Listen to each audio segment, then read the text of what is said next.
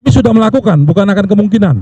Kami sudah melaporkan ini dan surat-surat ini ya kami harapkan pihak-pihak yang berkepentingan dalam hal ini, baik itu Komisi Yudisial maupun Mahkamah Agung, memprosesnya. Kita bukan bicara tentang materi putusannya, tapi proporsionalitas dari penegak-penegak hukum itu yang kita utamakan. Hakim itu wakil Tuhan kan? Ya. Dia memutuskan perkara nasib satu orang. Sekarang gini, dia yang memberi keputusan, pastinya dia yang harus bertanggung jawab atas keputusan itu.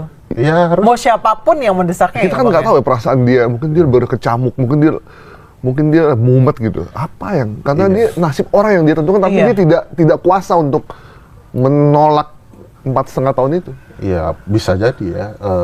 Itu tentu makanya. Dan 4,5 loh.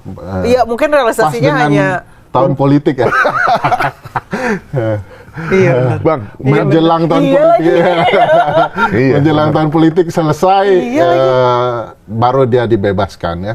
Yang hampir bisa dipastikan ini tidak bisa bergerak untuk kepentingan politik tertentu yang dia sukai ya.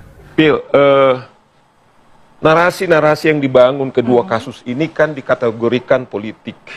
Artinya gini, ada tuduhan yang sangat dahsyat bahwa pengadilan kita nggak independen. Oke. Problematiknya di situ. Nah, katakanlah misalnya KPK, ketika mereka nyungsep problematik hukum, masih ada banding, masih ada kasasi. Ya. Tetapi tiba-tiba pas begini. Artinya adalah seakan-akan statement ada intervensi politik. Bagi saya itu sangat membahayakan orang hukum. Buat si pemesan kasus gitu ya, dengan segala ciri-ciri yang tadi sudah saya sampaikan dan jelaskan, dan mungkin ke depan akan terungkap siapa, ya semoga para pemesan kasus ini ya bisa tenang di alam sana, maksudnya tenang di kehidupannya, ya kalau nggak tenang ya segera sembuh. Sependek pengetahuan saya yang terbatas, saya tidak merasa akan ada hakim yang menghukum orang tanpa mens rea. Saya bisa yakini untuk konteks Indonesia, ya pemenuhan unsur mens rea satu-satunya yang tidak dipenuhi di perkara ini.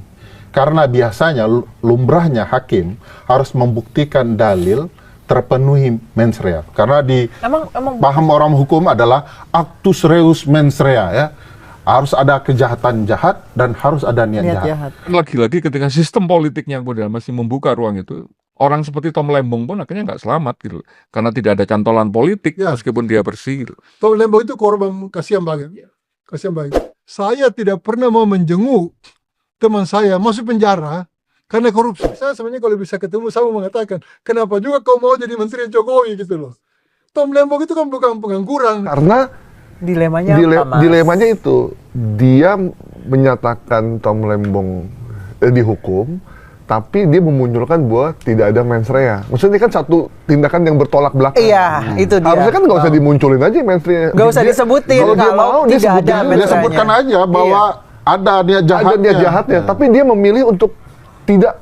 Itu maksudnya ini hakim mau kasih kode atau apa? Aku berbeda dengan Mbak Nisa tadi. Aku malah merasa hakim itu pintar memberikan kode, tanda-tanda peradaban, termasuk jaksa gitu ya. Karena bagiku mereka ini orang-orang pintar yang lulus fakultas hukum. Biasanya yang jadi hakim itu yang terbaik gitu ya, top of the top ya. Yes. Jadi pengetahuannya pasti paripurna menurutku dalam konteks hukum pidana, apalagi karena mau menghapuskan hak orang kan. Ini clue bagiku bahwa saya terpaksa, makanya logikanya aneh-aneh gitu ya. Ada angka-angka aneh di dalam itu. 7 lah yang berulang di kasus yang lain gitu ya. Apakah 7 itu tanda-tanda alam atau hanya peristiwa sosial biasa begitu ya, peristiwa hukum biasa. Atau misalnya soal tidak ada mens rea tapi ditemukan kelalaian. Atau juga misalnya yang paling unik adalah tidak ditemukan kickback. Dan yang paling luar biasa adalah paham ekonomi kapitalis sebagai ini. Nah bagiku ini jangan-jangan kode, kami dipaksa oleh kekuatan tertentu yang sebenarnya tidak memenuhi sesuatu sehingga muncullah pasal unsur-unsur pembuktian dalil yang aneh-aneh itu. Sehingga banyak orang curiga bahwa kasus Hasto dan Tom Lembong ini ya pesanan politik gitu ya, pesanan supaya Hasto dan Tom Lembong ini bisa dipenjara atau dimasukkan ke dalam sel ya dengan kepentingan politik pemesan gitu. Karena ya ini pernah sebelumnya secara terbuka disampaikan oleh mantan Wakapolri atau Pak Ogro Seno bahwa ya itu sangat jelas sekali katanya. Apalagi kalau kita melihat memang tuntutannya kok kebetulan sama. Kasusnya beda, kerugian negaranya sama-sama nggak ada gitu ya. Vonisnya, bukan vonis, tuntutannya sama-sama 7 tahun. Emang boleh bang menghukum orang kalau nggak ada mens rea-nya? Nggak boleh. Nggak boleh. Bisa nggak hakim ini sebenarnya berada dalam dilema? Di satu sisi, Bang, saya berhentikan pertanyaan itu. Kalau dilema, saya bukan ahli psikologi ya. Saya nggak tahu perasaan dia. Walaupun ada teorinya ya. Teorinya teori sarapan pagi. Jadi ada Gimana tuh? The breakfast law theory. Ya, teori hukum sarapan pagi. Psikologi itu selalu mempengaruhi orang. Saya ambil contoh, baik hakim laki-laki atau perempuan, kalau dia sebelum berangkat mau sarapan, itu ribut sama pasangannya. Ya, misalnya pasangan Mas Gaib, Mbak Nisa, terbayang-bayang kemarahan Mbak Nisa di pagi hari. Begitu masuk ruang pengadilan jadi hakim, terdakwanya mirip Mbak Nisa. Mirip istrinya. Wah, psikologinya akan mendorong dia. Itu ada teorinya begitu. Jadi seseorang itu memutuskan keadilan pun dipengaruhi psikologinya. Tahanan politik yang selama ini itu ya kasusnya dibuat-buat atau dicoba untuk bisa ada gitu. Padahal sebenarnya nggak ada.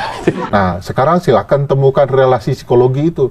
Apakah psikologinya kena marah istrinya, atau suaminya, atau atasannya, atau orang berkuasa, atau nomor 7, nomor 8, nomor 9, saya nggak tahu. Nah, tapi psikologi akan punya peran dalam putusan. iya karena Yang namanya pesanan, namanya kasus pesanan gitu ya, itu pasti ada yang pesan gitu. Pertanyaannya siapa? Bayarnya berapa? Oh pasti mahal gitu ya. Uang kita pesan Gojek aja mahal gitu ya. Kita pesan duren aja mahal, apalagi pesan kasus ya. Itu pasti miliaran lah, pasti puluhan miliar gitu ya.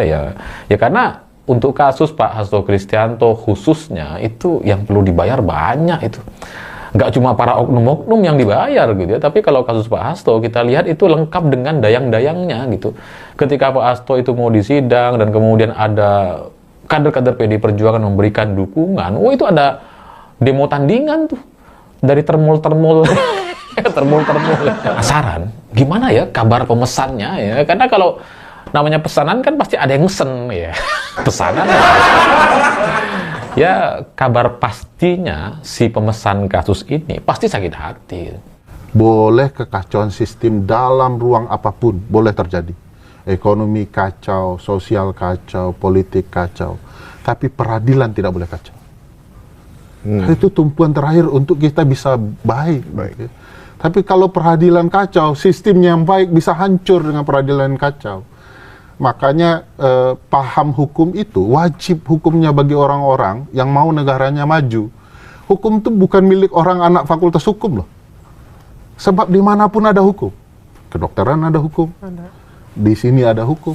Saya tiap semester belajar, saya anak HI. Tiap semester ada hukum. Karena hukum internasional, ya, relasi diplomatik dan lain-lain ada hukumnya di sana. Jadi hukum itu bukan milik orang hukum, apalagi hanya hakim. Nggak boleh hukum itu dibuat rumit. Karena hukum itu milik siapapun. Nah ini hukum dibuat rumit. Tidak ada niat jahat, tapi ada kelalaian. Kini giliran Tom Lembong yang melaporkan hakim kepada Mahkamah Agung dan Komisi Yudisial. Akankah Prabowo akan benahi itu, dan yang paling penting akankah terungkap siapa pemesan kasus itu nantinya? Terlihat jelas bagaimana hakim terkesan terpaksa jatuhi vonis. Ungkap saja siapa yang suruh, siapa yang pesan.